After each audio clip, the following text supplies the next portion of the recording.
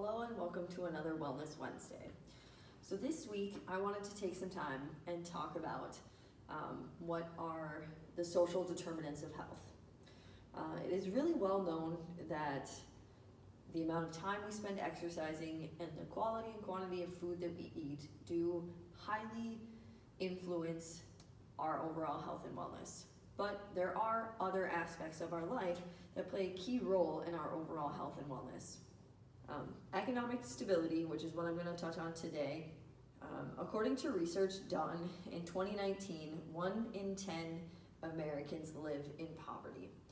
So 1 out of 10 people do not have a stable economic base to even have the general aspects of our lives that help us stay healthy. So one of the things when you do have economic stability, you don't know that these things play a key role in your overall health and wellness, because typically these are things that you've always had: a house to live in, food to fill your belly, the opportunity and ability to go to the doctor.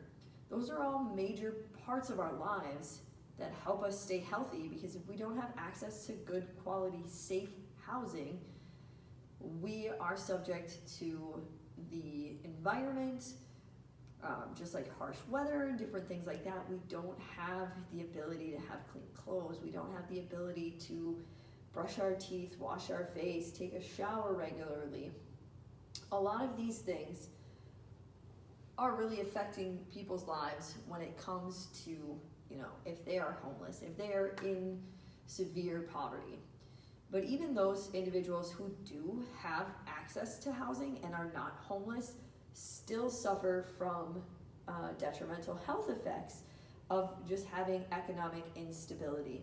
Because although you may have access to housing, but if it is not constant and it is not in a safe area, you do have that stress involved with, is it going to be safe for me to go to bed tonight? Different things like that.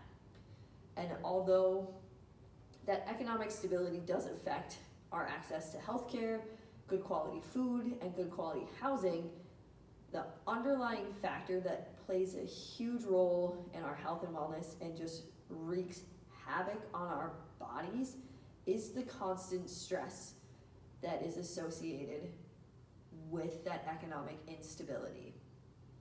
When we don't have a stable part of our lives, we are constantly in fight or flight mode.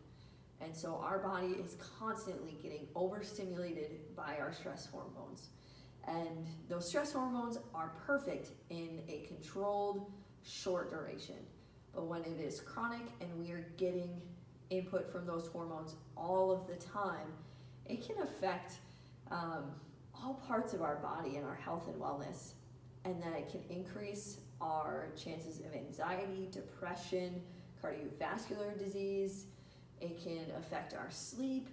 It can also play a role in our memory and our concentration.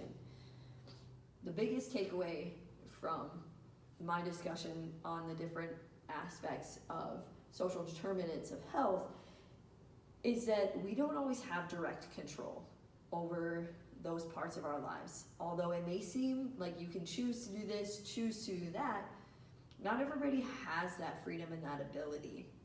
And so many of the factors that lead to economic instability are not within our direct control.